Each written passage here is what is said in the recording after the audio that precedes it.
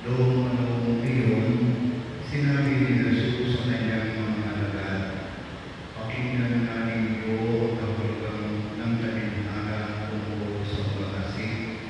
Ang mga nakikinig ng salita tungkol sa pagkahay ng Diyos, ngunit hindi nakakaunawa nito, ay katulad ng mga bibig na asik sa tabi ng daan. Dumating ang masama at inagaw ang naghasik sa kanilang puso.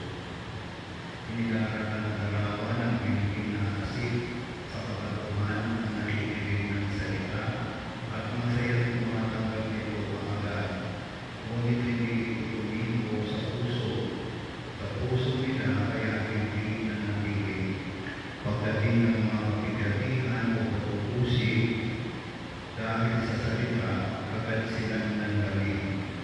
Inilalarawan naman ng asik sa daluhan ang nakikinig ng salita, ngunit naging abala sa mga bagay tungkol sa mundong ito, at naging makikinig sa mga kayamanan, ano pat ang salita'y nawalan na nangtuwang sa kanyang puso, kaya hindi makapagpunga.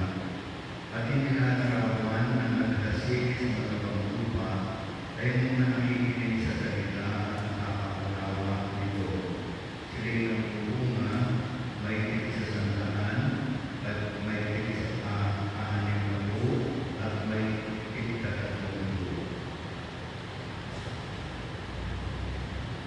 Ang mabuting balita ng ating kaligtasan. Pinupuri ka namin.